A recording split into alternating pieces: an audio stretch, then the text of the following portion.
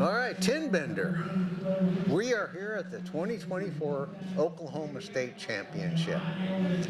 And so, it's like, so you won, you're shooting that long gun. Mm-hmm. You've already won the Florida State this year. Yep. Now you're here in Oklahoma. You're after the points again because you want to be a repeat winner of Top Gun of the Year with a long gun. That's exactly right. Last year you were the first person to ever win Top Gun of the Year with a long gun, #1. Now you're trying to do a repeat, aren't you? Yes, sir. Wow. That's pretty amazing. And I tell you what, you don't shoot that thing like a long gun. I don't think you shoot that any faster than you shot your short gun. No, I really don't. That's pretty amazing right there. What do you attribute that to? I don't know. I really don't know. Just having fun. Yeah? With it. Actually, really enjoying shooting it. Well, I can relate to. I shot a long gun for a couple of years, a while back, and it is a lot of fun. I think the most fun thing is you're standing on the line with that long gun, and you know what the shooter's thinking next to you. Yeah. Oh, it's just a long gun. I don't want to get beat by a long gun. That's right. And so anyway, hey, now, what year did you start shooting? 2011. 2011. How did you find Cowboy Fast Draw? Well, I found Cowboy Fast Draw. We were at Cabela's, and one of the local clubs there in Idaho had a little booth out there. No one was there, but they had flyers, and picked it up and looked at it and said, well, that's pretty fun. Mm-hmm. And Googled it, of course, and went out and bought all the wrong stuff, and went to my first practice, and met up with some good guys and stuff, and I was hooked ever since. Well, that's it. Cowboy Fast Draw has been very active in Idaho for a lot of years, mm-hmm. and you just formed a club there, didn't you? We did. We formed the Northwest Rangers. Curly Calhoun with the Sawtooth Shootist have one up. It's roughly about an hour away, mm-hmm. and everybody goes up there, but during the rest of the month, there's nothing really for them to go shoot. Mm-hmm. So we shoot on the first Saturday of every month, and Curly does on the third. So it kind of gives a week break, but it still gives the people a little bit more of a chance to practice a little bit more. Mm-hmm. And then we also do Friday night practices every Friday, unless me and my wife are traveling. Mm-hmm. But other than that, it's an open practice, no charge, and it's a lot of fun. Well, it is. It's pretty cool when you get a club going, and you build this club spirit, and it's important that your club, that the facility is set up so the club, if you're traveling to a match and can't be there, the club can still get together. When we were originally setting up CFDA, there was talk of making it a franchise where there couldn't be a club within 150 miles of each other. And we put the kibosh on that because I find that the magic really happens when there's 2 or 3 clubs in a small region. Oh, yeah. They actually help each other. They support one another. They feed off of one another, really, because when you bring a new member in one club, he usually will go to the other club. They'll go back and forth supporting each other's shoots on a local basis. And I think that's the key thing, is to have a couple of clubs in an area. Mm-hmm. And so, but no, that's cool. Now, what you've always been from about fastest gun alive in about 2015 or so, mm-hmm. 14 in there somewhere. You were one of the most consistent shooters to make it into the Magnificent 7. Yeah, last year was my 10th year making it into the top 7. Wow, that's an amazing accomplishment, because just to make the Mag 7 in a match with over 200 shooters in it, mm-hmm. is you have to weave through all of the shooters, whether they're world champions or top guns or people that just hit the heck out of the target at a 60 or a 70. You got to weave through all those people. Yep. And that's hard to do. It is. I mean, the ones that are the hardest to weave through are the guys that just hit all the time. Sure. No matter how fast you are or whatever. Boy, you can't hit that target. It doesn't matter. Yeah. It's just, and then as soon as you you get on the line with a shooter that's not as fast as you, and you know all you got to do is hit that target and you win. And there in itself can be a huge trap, can't it? Oh yeah, yeah. I go to the line, and it really doesn't matter who I shoot anymore. I'm just looking to see if whose lights flashes. Oh, it matters. It matters Only with to you. you. Yeah, only. Only with you. Just have to come in just under you. I don't know. It's just you got into my head a couple of years ago, man. And I was trying to get you out of my head. It happens, you It know. does. You kept, and that was with your shortgun. You Yep. kept edging me out by that much, man.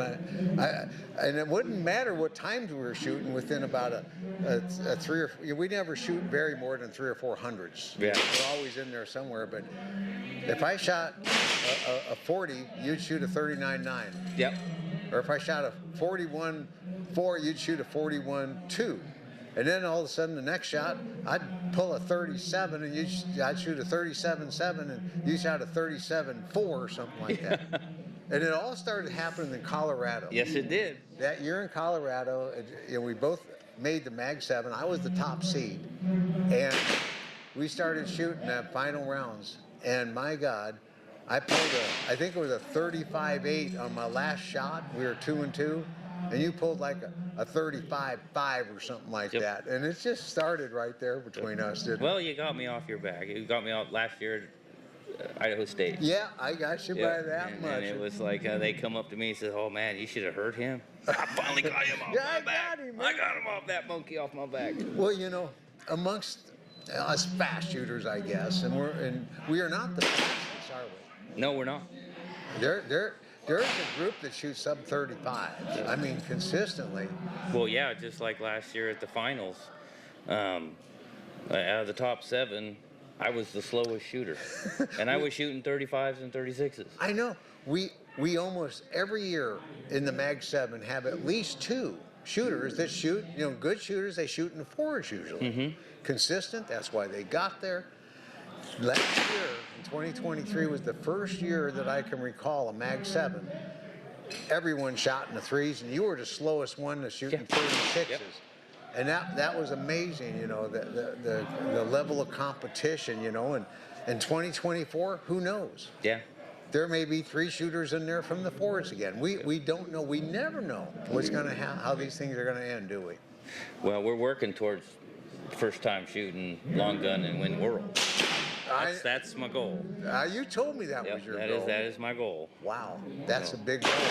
I have a run with TJ, Oregon Ranger, wants that, but Yeah. he's too chicken to shoot them. He just still shoots that baby gun. I know. Well, he told me a few years ago he was thinking of shooting a long gun. Yeah. About 3 or 4 years ago, he told me I may shoot because I mean the kid won, you know. Yeah, what, 6?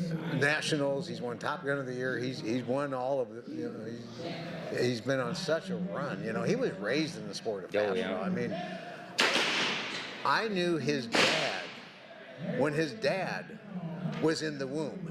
Okay, of the grandparents, and now his grandparents. I mean, I went back to the late '60s, early '70s, shooting with the Von Feld family. Yeah. You know, his grandpa, you know, Gentleman Jim, and you know, and so, you know, I've known that whole family for so many years, and they're all good people. Yeah. You know, they're just, you know, his dad, you know, Todd. Well, they're amazing shooters. I mean, Yeah. TJ, Oregon Ranger, wins it last year, not shooting all year long, coming off of his surgery, and then he comes out and just annihilates everybody. Well, he's just an amazing family. They're a 3-generation family. Ours is, and so is yours. Yes, it is. Tank. Yep. Tank. Now we have Sniper, which he's 9. I mean, he just turned 10, and he's going to start traveling with me a little bit this year. And, Wow. And they're just the younger ones are just amazing. Hey, our grandsons, as junior boys, those 2 went at it. Oh yeah. For about 3 years running in there. They were just, and they both were sub 35 shooters, shooting 33s and 32s and stuff as teenagers. Yeah. And it was so fun to watch our grandchildren Oh yeah. go at it like that. Yeah. you know? It makes you proud. It does. Especially when you bring them into the sport, you know, and get them started. You know, you get them started from going to the two-handed shot and then just watching them escalate and get better and better and better. I mean, Yeah. my sniper, he's just chomping at the bit to go one-handed, and I said, no, you can't do it till you're 12, and they're That's not right. even going to practice. Yeah. I don't even want you practicing until you probably won't do it till you're 13, because I want you to be practicing and everything. But these kids, I mean, they got more gun control and more sportsmanship than a lot of the adults do. Well, yeah, and you know, I've had people. I've done a lot of interviews with the press and stuff, and they'll go, "Well, what about these kids shooting guns? Is that right? Do kids I got to tell you, I've changed a few of their minds because we start them out as early as 8. Yeah. And they go, really? I said, yeah. By the time they're 9, they know more about gun safety than 98% of the adults do in this country. Oh yeah. They learn gun safety, and they learn in our game too. It takes a certain amount of discipline to play this game. Mm-hmm. And they learn that here. They learn sportsmanship and they learn discipline. And, you know, I think they learn that here and they become fine adults. They do. I Because mean, of they get a better sense of morals. Yes. I mean, our kids nowadays, they don't have a whole bunch of morals. They want everything handed to them. And boy, you get them in this sport and put something like this to teach them how to be responsible and everything. I mean, I can go, I don't do it, but I could have a loaded gun out on the table, and my grandkids would walk up to it. They'd pick it up, but the first thing they do is make sure it's not loaded. Well, yeah. You know, and I trust my grandkids with guns over a lot of adults. The key is education. Yeah. And people who are not educated in a safe and proper handling of firearms, they fear them. Yeah. And they should, because they're not qualified to handle them until they've been educated about gun safety. Oh yeah. I mean, the first thing to educate them is it's not the gun that shot. You shot the gun. That's it. You know, so you're responsible. And I mean, this sport I mean, we love it because it does teach a lot of responsibility, and it even shows a lot more responsibility to the adults. I mean, my It does. wife, Madam Clerk, she was just terrified to start this sport. Mm-hmm. And now she's becoming a pretty good name in it, and she shoots the long gun, and she is, she knows more now about gun safety than she did when she went through the concealed carry classes. You know, she Sure. knows more about how they work and everything like that, and I mean, it not just teaches just the kids, it teaches the adults too. It is, because education in firearm safety doesn't happen like it used to. It used to get passed down in a family and from one family member to the next and everything. And a lot of the society doesn't have that anymore. They're the family unit to learn from, and they don't teach it anything about guns in school except they're evil and bad. Oh yeah. I hate when I'm watching a news program and they say the words gun violence. It drives me crazy, because a gun is an inanimate object that's not capable of committing a violent act. Nope.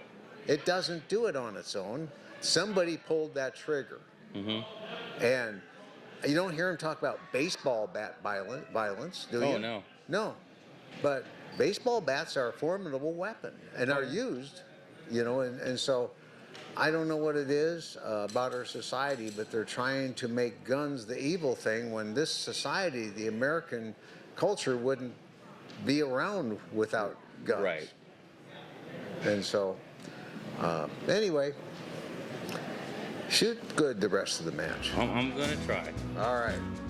Thank you very much. Thank you. Pleasure.